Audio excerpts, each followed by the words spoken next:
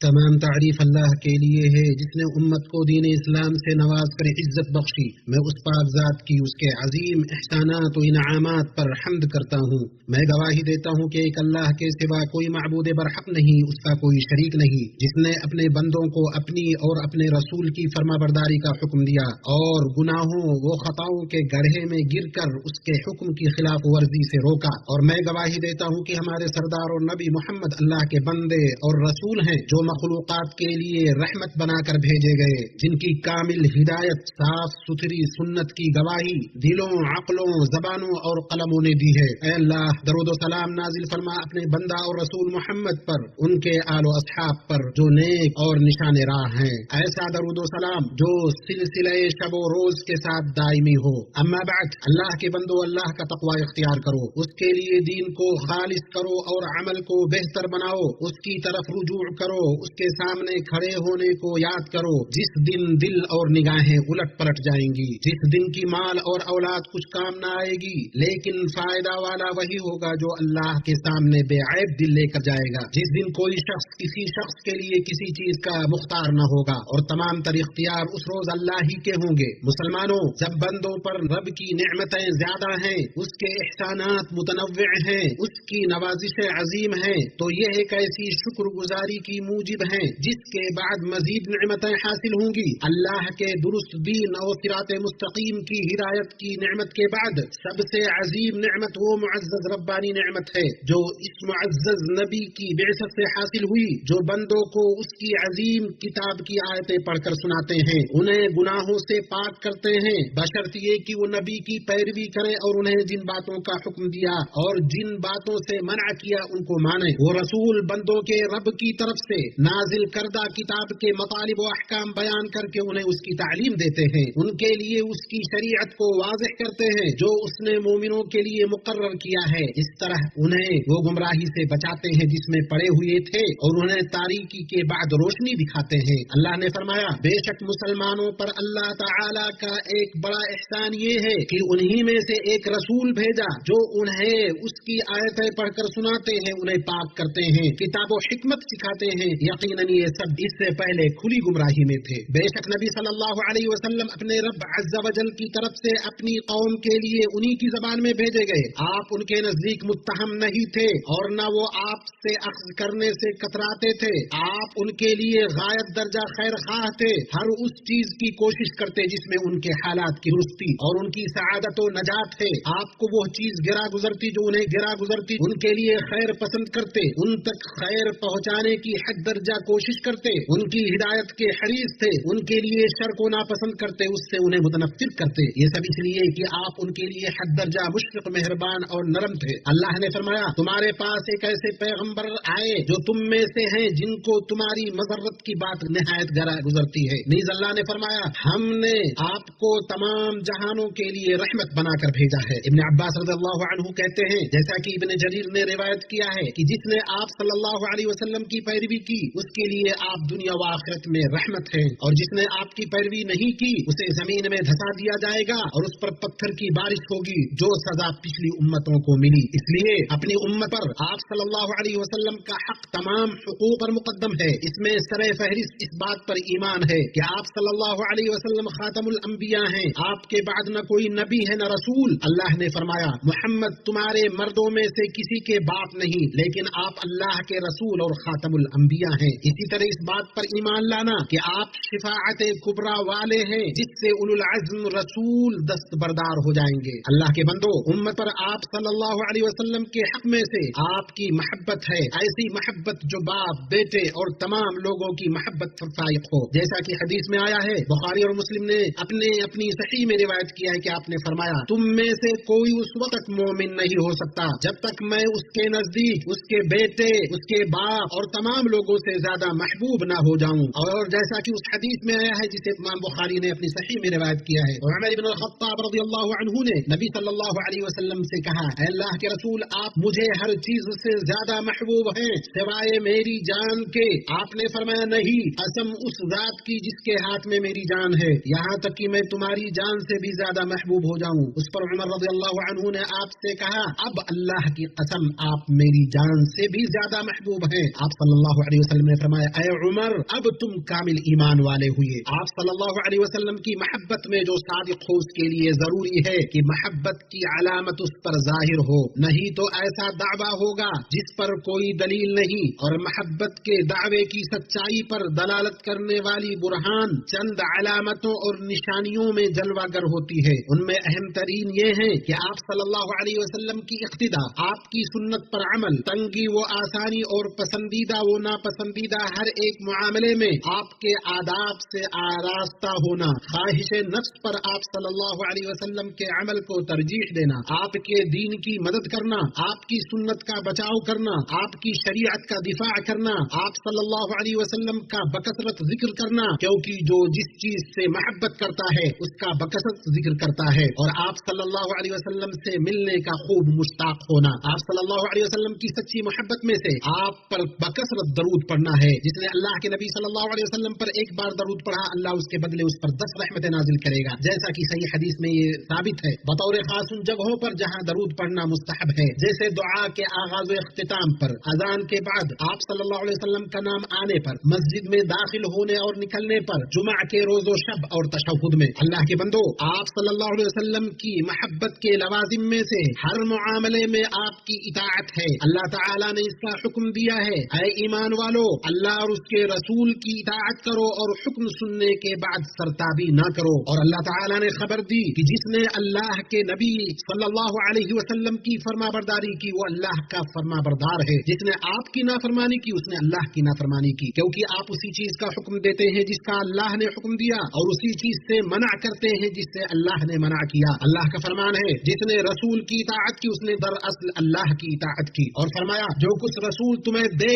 वो ले लो, जिस चीज से तुमको रोक दे उससे रुक जाओ, अल्लाह से डरो, अल्लाह सख्त सजा देने वाला है। और फरमाया, कह दे अल्लाह के मुती बनो, रसूल के ताबे फरमान बनकर रहो, लेकिन अगर तुम मुंह फेरते हो तो तुम खूब समझ लो कि रसूल का पर जिस फर्ज का बार रखा गया उसका वो जिम्मेदार है, और तुम पर जिस फर्ज का बार डाला गया उसके जिम्मेदार तुम हो। उसकी इताअत करोगे तो खुद ही हिदायत पाओगे, वरना रसूल की जिम्मेदारी इससे ज्यादा कुछ नहीं कि साफ साफ हुक्म पहुंचा दे। आप सल्लल्लाहु अलैहि वसल्लम की इख्तिदा, पैरवी, आपके तरीके से रहनुमाई लेने, आपकी सुन्नत पर चलने, तमाम मुआमलात में आपसे फैसला कराने और आपके फैसले से राजी होने से आपकी इताअत पूरी होती है। अल्लाह का फरमान है, बस ईमान लाओ अल्लाह पर, उसके भेजे हुए नबी उम्मी पर जो अल्लाह और उसके इरशादात को मानते हैं, और पैरवी इख्तियार करो उसकी, उम्मीद है कि तुम राह रास्त पालोगे। अल्लाह के बंदो, इस इत्तिबा की सबसे बड़ी तासीर और उसका बेहतरीन समरा ये है कि खैरुल वला सल्लल्लाहु अलैहि वसल्लम का इत्तिबा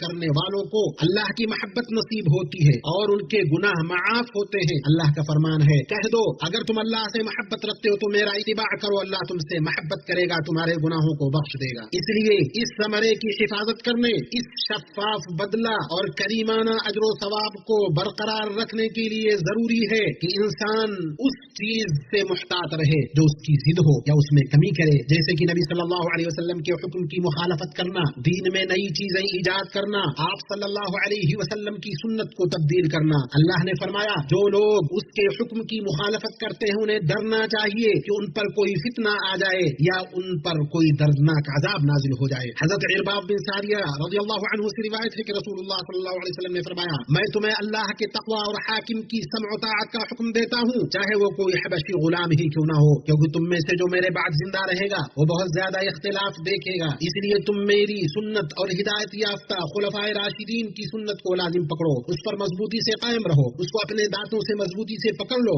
दीन में नए काम ईजाद करने से बचो, क्योंकि दीन में हर नई ईजाद बिदअत है और हर बिदअत गुमराही है। और जो शख्स दीन में कोई नया काम ईजाद करेगा या अपनी तरफ से कोई ऐसी शरीयत बनाएगा जिसकी अल्लाह ने इजाजत नहीं दी है तो वो अमल मरदूद है और गैर मकबूल है। जैसा कि सही मुस्लिम में अम्मा आयशा रज़ियल्लाहु अन्हा से रिवायत है कि रसूलुल्लाह सल्लल्लाहु अलैहि वसल्लम ने फरमाया, जिसने हमारे इस दीन में कोई ऐसी चीज ईजाद की जो उसमें से नहीं है तो वो मरदूद है। लिहाजा नबी सल्लल्लाहु अलैहि वसल्लम के यौम विलादत की मुनासबत से जो भी तरीका इख्तियार किया जाता है और वो खैरुल कुरून में मौजूद नहीं था तो वो बिदअत है।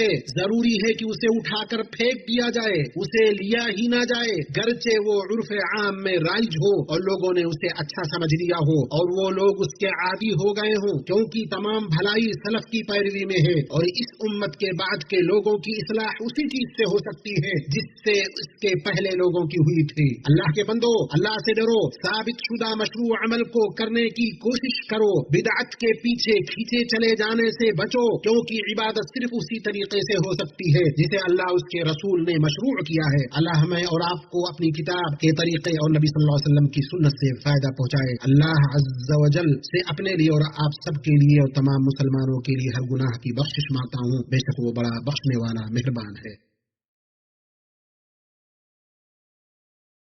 तमाम तारीफ अल्लाह के लिए है जिसके तरीके से हिदायत याफ्तगान ने हिदायत पाई। मैं उस पाक ज़ात की हम्द बयान करता हूँ, उसने अपने बंदों के लिए दीन को मुकम्मल किया, जिसकी राह पर कामयाब होने वाले गामजन हुए। मैं गवाही देता हूँ कि एक अल्लाह के सिवा कोई माबूद बरहक नहीं, उसका कोई शरीक नहीं। मैं गवाही देता हूँ कि हमारे सरदार और नबी मोहम्मद अल्लाह के बंदे और उसके रसूल हैं। वो सादिक व अमीन है। अल्लाह तू अपने बंदे और रसूल मोहम्मद पर, उनके आल व असहाब पर रहमतें और सलामती नाजिल फरमा, और लोगों पर जो ता क़यामत अच्छे तरीके से उनकी पैरवी करे। अम्मा बाद, अल्लाह के बंदो, यकीनन अल्लाह अज़्ज़ व जल ने नबी सल्लल्लाहु अलैहि वसल्लम की पैरवी को वाजिब करार दिया और इस बात को वाज़ेह किया कि अल्लाह और यौम आखिरत पर ईमान रखने वाले हर मोमिन के लिए आप सच्चे आइडियल हैं, जिसके जरिए गुमराही से बचाव होता है और उस रिजा का हुसूल होता है जिसकी उम्मीद की जाती है, जो जन्नत के बुलंद दरजात तक पहुंचाती है। फरमाने इलाही है, यकीनन तुम्हारे लिए रसूलुल्लाह में उम्दा नमूना है, हर उस शख्स के लिए जो अल्लाह की और क़यामत के दिन की उम्मीद रखता है और बकसरत अल्लाह ताला की याद करता है। चुनांचे नबी सल्लल्लाहु अलैहि वसल्लम का तरीका ही सबसे बेहतरीन तरीका है, जिसे वो शख्स थामता है जिसने अपने दीन को अल्लाह के लिए खालिस किया और उसकी मोहब्बत और रिजा के लिए वसाइल इख्तियार किया। यकीनन वो मुकम्मल तरीन हिदायत और क़यामत के दिन के लिए अफजल तरीन तोशा है। अल्लाह के बंदो, अल्लाह का तक़वा इख्तियार करो, रसूलुल्लाह सल्लल्लाहु अलैहि वसल्लम की पैरवी करके, उनकी सुन्नत को थाम कर, उनके तरीके पर चलकर, उनके अखलाक को अपना कर, उनकी खूबियों से आरास्ता होकर, उनके हुक्म की मुखालफत करने और दीन में नई चीज ईजाद करने से बचकर वो हर उस काम को अंजाम दो जिसके जरिए तुम अल्लाह की रिजा तक पहुंच सको, तो तुम कामयाब हो जाओगे। और इस बात को हमेशा याद रखो कि अल्लाह ने तुम्हें खातमुन नबिय्यीन, इमामुल मुरसलीन, रहमतुल लिल आलमीन पर दरूद व सलाम भेजने का हुक्म दिया है। अल्लाह सुब्हानहू ने फरमाया, अल्लाह उसके फरिश्ते इस नबी पर दरूद भेजते हैं, ऐ ईमान वालो तुम भी उन पर दरूद भेजो और खूब सलाम पढ़ो। ऐ अल्लाह तू दरूद व सलाम नाजिल फरमा अपने बंदे और रसूल मोहम्मद पर।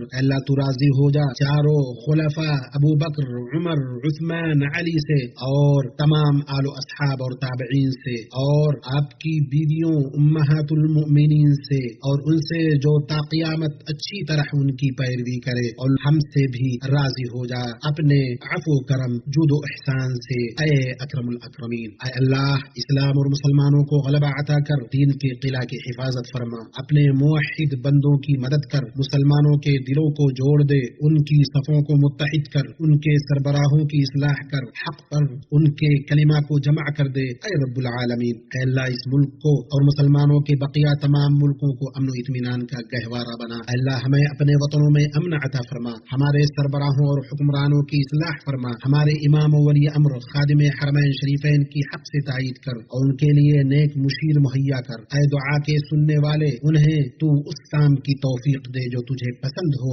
और जिससे तू राजी हो। ऐ अल्लाह उन्हें उनके वली अहद को इस काम की तौफीक दे जिसमें इस्लाम और मुसलमानों की भलाई हो और जिसमें बंदों और मुल्क का मफाद हो। ऐ अल्लाह फलस्तीन में मुसलमानों की हिफाजत कर, ऐ अल्लाह उनकी हिफाजत कर, उनके सामने से, पीछे से, दाएं से, बाएं से और ऊपर से। और हम तेरी अजमत की पनाह चाहते हैं कि वो नीचे से हलाक कर दिए जाए। ऐ अल्लाह उनका मुईन व मददगार, मुअय्यिद व हामी बन जा। ऐ अल्लाह अपने दुश्मन और उनके दुश्मन की गिरफ्त फरमा। ऐ जुल जलाली वल इकराम, ऐ अल्लाह हमारे दीन की इस्लाह फरमा जिसमें हमारे मुआमले की हिफाजत है, हमारे दुनिया की इस्लाह फरमा जिसमें हमारी जिंदगी है, और हमारी आखिरत की इस्लाह फरमा जिसकी तरफ हमें लौट कर जाना है, और जिंदगी को हमारे लिए हर भलाई में इजाफे का बाइस बना और मौत को हर शर से नजात का जरिया बना। ऐ अल्लाह हमारे दिलों में तकवा डाल दे, उन्हें पाक कर, तू ही बेहतर पाक करने वाला है। ऐ अल्लाह तमाम मुआमला معاملات میں ہمارا انجام بہتر بنا. اے اللہ ہمیں دنیا کی رسوائی اور آخرت کے